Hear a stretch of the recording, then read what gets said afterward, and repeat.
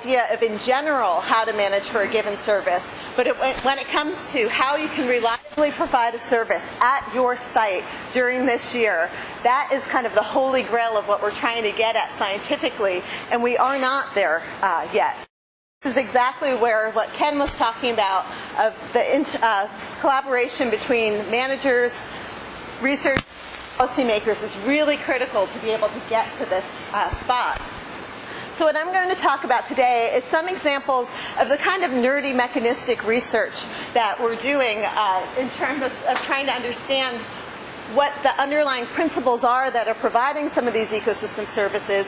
And these are on the road to becoming, the more we understand this, the more we start getting ideas of when management and what types of management might be able to provide some of these services. So some of the things that we're looking at research-wise is how is a given service provided? What are all those processes that are involved in it? How the regulation of services varies by context. So we know that certain environmental conditions are really important in providing a service. Also certain management conditions. And the management we might do to provide a given service will change depending on what the environment is. And then, of course, how do we balance for multiple services? And Kenneth talked about that, had mentioned, I'll talk a lot about nutrient cycling and productivity, but that's actually this afternoon.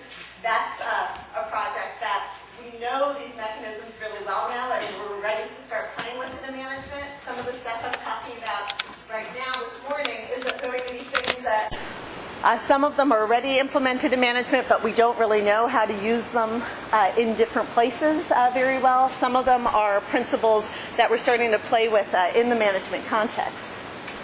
So as most of you who work in any type of rangeland system know in California, that noxious weeds are one of the key issues that we're battling. So in the background here you can see nice little patches of California gold, the things like wild oats and bromes, that around May or June, they're senesced, as you see here.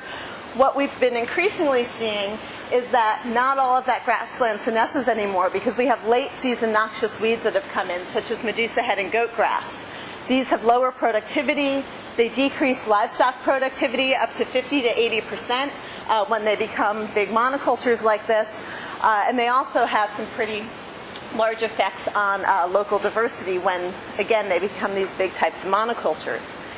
And so we've been thinking a lot about ways that we can better manage for these noxious weeds. So one of the things we do is we look very specifically at trying to understand how these species function in relation to other species.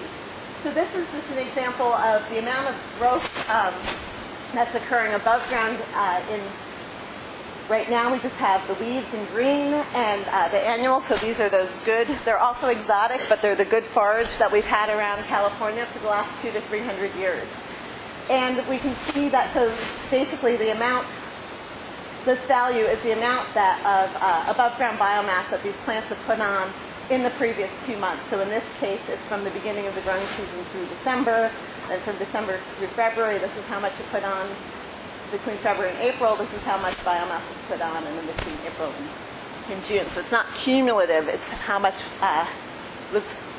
growth was happening in that time period. So we see for those annuals that have been dominating California rangelands for a long time, we get a growth spurt in the fall and another growth spurt in the spring. So basically when we have enough moisture but also warm conditions. When we compare that to what these late season weeds, goat grass and Medusa head, are doing, it's pretty different. They actually have very low amounts of above ground growth until the system actually starts drying out. So when these other species tend to start dropping off and senescing, these guys wind up shooting up their biomass. So what this does is it actually provides us with some opportunities to think about these differences and where we might be able to go in and manage to shift between one type of species and another. So work by Jody Tomaso and Emilio Laca's labs have actually shown already that looking at this late season difference can be a very important way to manage for next year's prevalence of weeds. So if you graze when these guys, or the good guys, are ready to nest, but before the seeds are developed of goatgrass and Medusa head, you can, if you graze or you burn at this time, you can basically knock out a lot of that seed bank for the next year and do a decent job at decreasing the prevalence of these noxious weeds, again, that following year. But one of the things that, so you need pretty intense grazing, and it's very specific. Basically, you need to get in there within sort of a 5-day window to do this. And we all know that burn permits are pretty tough to get, again, especially in that little 5-day window. So we are focusing more on what happens during the growing season, during some of the main grazing season, and are there ways we can think about manipulating the system so that it favors these annuals. The other thing that we thought about, so this is focusing on differences between phenologies. We also started thinking about, are there species that do the same thing as these weeds that can maybe give them a run for their money? So now it's the same graph, but now we have the brown, which is the native perennial grasses. And you can see that early in the season, they do what the annuals do. They have a little bit of a spurt of growth, so they get a little head start in growth on the weeds. But then they're active in growth late in the season, overlapping with the weeds. And we thought, well, great, maybe they can actually get that little bit of a head start and push out those weeds later in the season.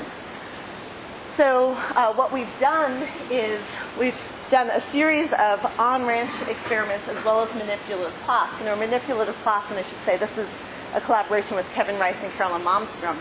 On those manipulative plots, we essentially grew those old forage annuals, the invading weeds, and a suite of natives. And all of these were grown by themselves, so we know what each species does and start understanding its strategies and how we can use them potentially against each other, as well as in these groups, and then all of these in different combinations.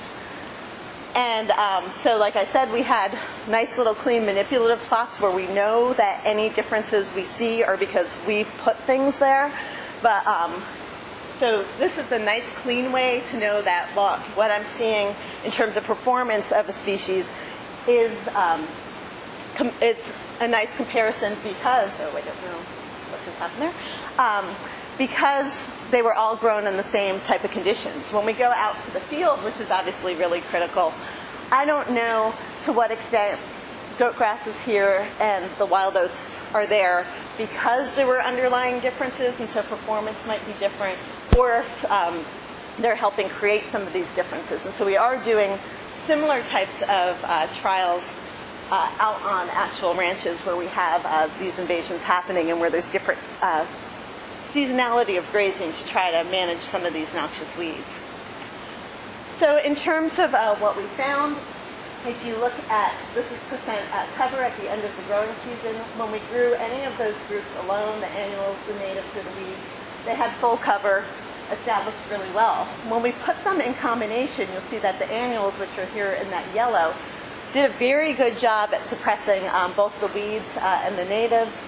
When the natives and weeds were grown together, they both did just fine. They barely suppressed each other. And then when we had the annuals, natives, and weeds all together, again, those annuals dominated and suppressed those other two types of plants. And so this is exactly opposite of what we expected. We thought those natives maybe were going to be the ones that were overlapping and pushing those weeds because, again, they had that overlapping phenology. So the scary thought of this is that actually when we're putting those natives in, we're removing those annuals, and that's actually increasing our weed problem. And now there's a little asterisk, but I'll get to that a little bit later, because of course this is results from 1 year, and we have 4 years of results at this point. When we think about grazing and what happens when we graze, so again, this was our little manipulative experiment, so we clipped, but we found similar things in actual grazing trials out in the field. And so when we had the annuals and the weeds together, this is what you just saw before when there wasn't any clipping. When we clip in the spring, greatly decrease those annuals, greatly increase those weeds. When we look at the annuals, the natives, and weeds all together, again, same thing. You saw that non-clipped data just before. We decrease the annuals, we decrease the natives, we increase those weeds. So what's happening here? And so Kevin Rice's work on this project has really done a nice job of highlighting, again, those nitty-gritty mechanisms of why we're seeing these kind of patterns. This is a measure of how much water these weeds are using late in the season around May. So if in the unclipped area, so this is just big monocultures of goat grass and Medusa head, they have decent rates of water use. You grow them with the annuals or the natives, really decreases the water that's available for the weeds. Again, they're active a little bit earlier, so those species groups are essentially drawing moisture out of the soil and not leaving that much for when these late season weeds have their big growth spurt. So what happens when we graze in the spring? Well, so this is what you just saw before. When we graze in the spring, essentially by removing all of that biomass of the natives or the annuals, there's very little above ground biomass to suck that water up and take it out of the soil and bring it back to the atmosphere. So essentially what happens is there's no suppressive effect of those competitive species anymore on the weeds and the amount of water that's available, because simply the above ground biomass wasn't there to draw down those pools of water. So what does this mean in terms of performance? Well, when we look at the amounts of seeds that are produced by up here goat grass and down here Medusa head, again, when the weeds are alone versus when they're with annuals versus when they're with the annuals plus natives. So this is, again, no clip. This is when we graze. So not surprisingly, when we first focus on the no clipping, because there's so much less water with these competitors to the weeds, there's much, much less seed production by those weeds. However, when we graze in the spring and we increase the amount of water, we still have a pretty decent amount of reduction of seeds compared to when those weeds are alone. But if we compare that to how much we've suppressed it without grazing, we actually have a pretty high increase in the amount of seeds that are being produced. So when we put this together, essentially what understanding the phenology of these different species groups are telling us is that, A, despite the overlapping phenology, the natives aren't suppressing the weeds, and unfortunately over time the weeds are starting to suppress the natives more and more, rather than the other way around. Those annuals do suppress weed biomass and their rate of seeding by removing soil water before the weeds begin their spring growth over here. Natives don't suppress the weed biomass, but do also suppress the seed production for the next year. And when we clip in the spring, we're increasing the amount of water for those weeds and thus increasing the reproduction. So we don't have the golden rule. Basically what we've done is we figure out how we screw up when we're managing the system and why.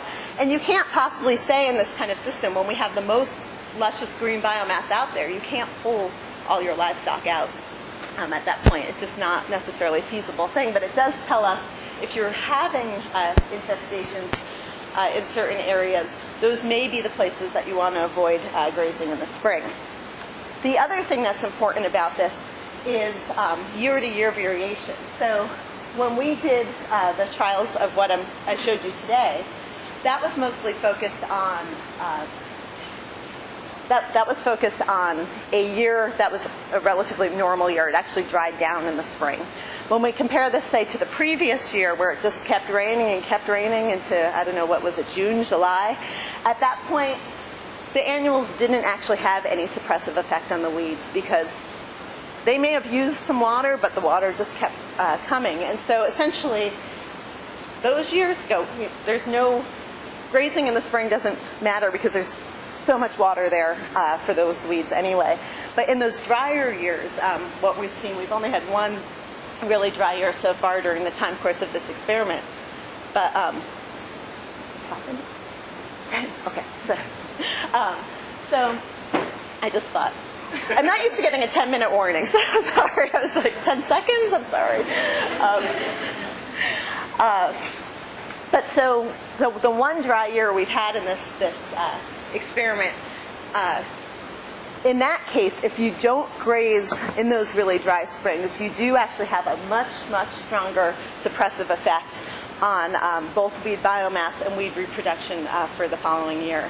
And so we now are actually starting to do some precipitation manipulations, because we can't keep waiting for the right years to come to be able to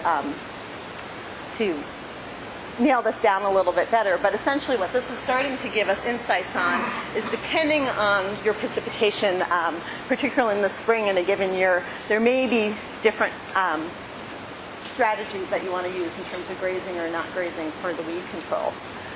What we're in the middle of now is focusing on these earlier season differences. Oh, sorry. At this point, it's not soil moisture earlier in the season that is the driver of vegetation growth. A lot of it has to do with nutrients, and what we're finding is that these different species actually have very different times of the year when they take up nutrients. So for example, very early in the year, most species have only, in the first part of, say, in this part of the growing season from the beginning till early December, most species have only taken up about 5 to 10% of their nitrogen for the season.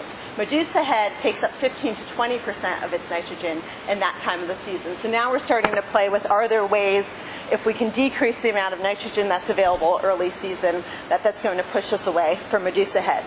So again, this is very preliminary in terms of actually being able to make management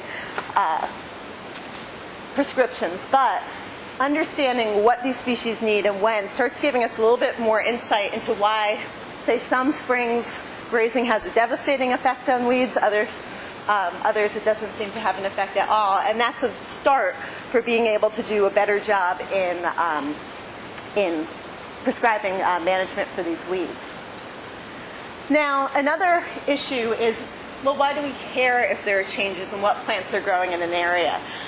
Does that matter to ecosystem services? And one of the things that folks are concerned about in California rangelands is carbon sequestration. And we hear a lot about, well, put in native perennials, those are going to increase soil carbon storage.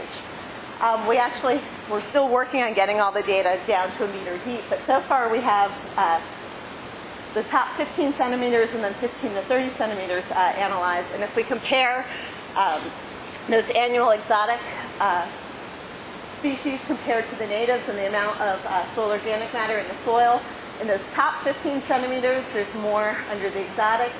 In the 15 to 30 centimeters, there's more underneath the natives. When we look across that entire profile, it actually winds up being the same amount. So far we're not seeing that the natives are increasing total carbon storage, but we do know that some of this deeper carbon might be a little bit more protected. So the surface stuff, a lot of the protection may be soil particles coating the carbon so that microbes can't get at it. You get things like gophers coming through and tilling up that area, and you release some of that protection. So it may be that this is, there's not a difference in total amount, but this may be more protected. And again, that's something that we're starting to look at. Another thing that has been widely talked about in other grassland systems that we're starting to look at here is the use of legumes to increase soil organic matter. So this is, again, just a number of different species that are prevalent in California grasslands, and you can see that lupin does have significantly higher soil organic matter than some of our other species. The trade-off with lupin, which we don't know the answer to yet, is it may be increasing the amount of carbon that's in the soil, but it also may be influencing the nitrogen-based greenhouse gases, which are a lot more potent than CO2 in terms of what their impacts of climate might be. And so that's something, again, that we're starting to measure just to make sure there's not an unintended negative consequence there. The colors are funny on this. But essentially what happens is we do those kind of studies, and then folks who work in agriculture see these a lot, that we have tables such as the native cover crops. In this case, they're some of our common rangeland species, and a little table of lots of different soil characteristics and services that they may be contributing to a system. and their relative ranking of, are they good at, say, providing nutrients, or are they good at resisting erosion, or are they poor at that? And this gives us a very good way to start thinking about how to balance multiple services. We can look at, say, changes in vegetation community due to grazing and start getting an idea of, oh, well, with those shifts, and because we have a lot more of these given species, here's some services that may be increasing or decreasing. Also, because there are still a lot of applications where we may put in, say, lupin or clover for certain services, it gives us an idea of what those species may be. The challenge with this is that the way we make these kind of tables is we do lots of studies, we make a nice generalization, and then we just spit out a simple thing to the managers, such as this table of, oh, you put the species in and here's what's going to happen. But you can see, so this is, the bars here are the average of the effect of a species, in this case on the amount of nitrogen that's available for plants. But you can see, especially if you look at lupin, we all know, right, you plant in a legume, you should be increasing soil fertility. Well, on average, that's true, but essentially at half of those sites, we really increased soil fertility. At the other half of the sites, we actually had no effect. Now, if I'm going to bother doing the management of planting in legumes, I want to know if I'm going to have an effect or not have an effect at my site. And so this is a big area that we're really pushing in the ecosystem services world, is trying to understand why in some cases you're seeing this kind of effect and in other cases you're not. And this is really, really prevalent. In this case, it's planting a species at different sites. We also see that we have some of those effects changing over time, sometimes because it's a dry year versus a wet year. Sometimes it's gradually over time the species effects change as it's at that site longer. The species effects may change depending on the soil conditions, and they may change depending on what neighboring plants you have. And this is a particularly tough one that we're grappling with. So again, when we look at differences between the exotic annuals and native grasses in California, and this is just two different measures of available nitrogen, essentially the natives have higher amounts of nitrogen being produced underneath them than the exotics. But when we do a mix of the natives and exotics, it's not at all what you'd predict from the two, right? You'd think, oh, well, maybe it's going to be halfway between those, and it's completely different. And so in this case, we're actually, so again, in terms of if we're trying to put species in, or we're trying to predict what the effects of changes in species might be, this kind of scenario is really troublesome because it just says, oh gosh, we have no idea what's going to happen. The good news is we do. We're starting to understand, in this case, when you have, say, wild oats growing next to other wild oats versus wild oats and Nacella growing next to each other, they do different things. They actually act like different species depending on who's growing next to them. And so we're starting to actually understand that. And because they're changing, say, root allocation or the amount of water they use, they change key processes and that rely on those plant characteristics. And so we're actually starting to be able to say, oh, it's not chaotic. We actually understand why this is happening. We're also seeing that, again, in that case of where legumes may be fixing nitrogen versus not.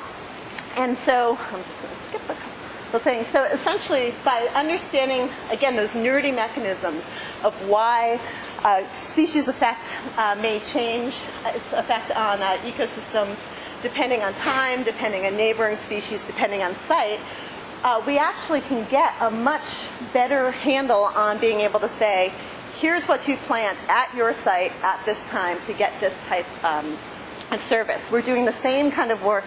I focus here on species effects because that's what I have the most data on, but we're doing a lot of this work now also with different management trials to say how those management trials impact that service, impact its, how the management that you should use is going to change depending on where you are on the landscape and what your local characteristics are, and again, how we balance for those services.